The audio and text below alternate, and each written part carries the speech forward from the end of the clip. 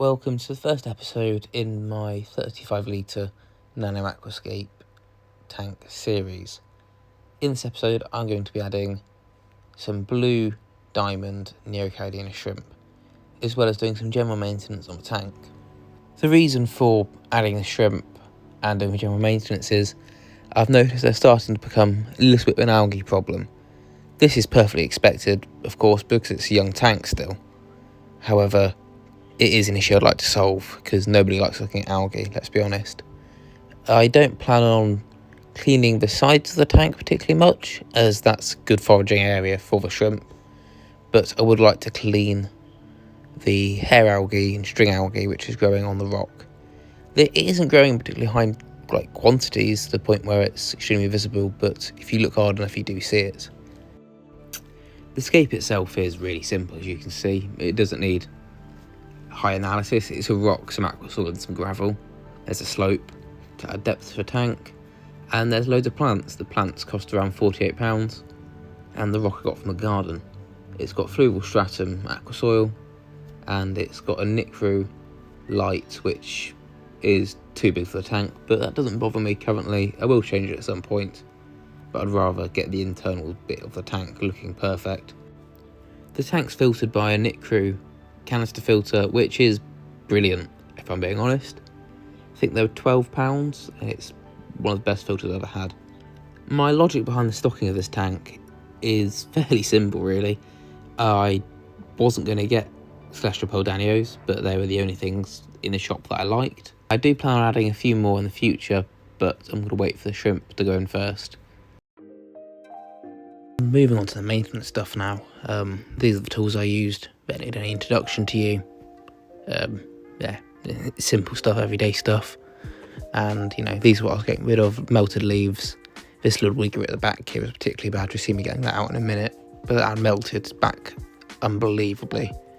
And they're really simple to get out. You just get a pair of scissors and cut them, or in my case end up pulling them out because the scissors were absolutely shockingly bad. Here's that Ludwigia red I was talking about. You can just see as I'm pulling it out here how it's not too bad at the top, but underneath it is just rotten.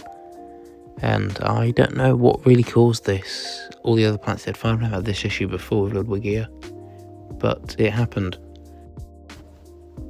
And you can actually see here, look, how it all just settles back down because it's so rotten. Which probably could be the cause of the algae issue in the tank, which would make sense. But hopefully that it won't happen now, and they should continue to grow well, the bits which have survived. I imagine by the next update I'll have a full red wall at the back, red corner at the back, sorry, which has been planned all along with this tank. And here you can see me draining the tank and siphoning some of the debris out. I was going to take more water out, but decided not to in the end.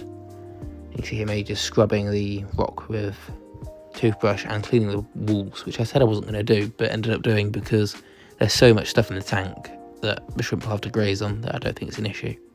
Because of all that debris and digging around in the aqua soil to get it all out, I stirred up a lot of the aqua soils like dust, I guess, and it really clouded up the water. So what I did is I put a little internal filter in there, filled with filter floss, to just polish the water, and within like a couple hours it's crystal clear again.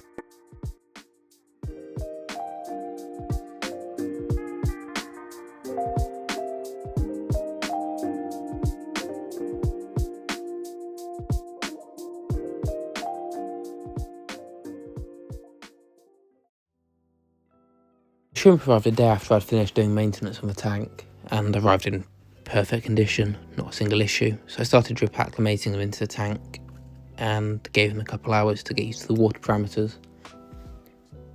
This process is so important with shrimp as they're so sensitive to water parameter changes.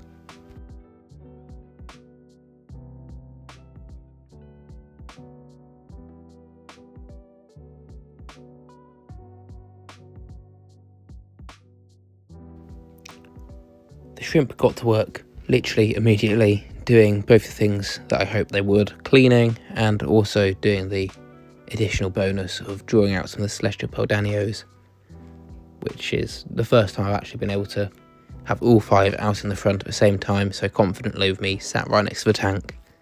So I think the presence of a smaller animal has given the confidence that the fish needed to come out in the open more often. What always amazes me with shrimp is how much they work. They're constantly cleaning, and this is obviously why they're so good at their jobs in the tank.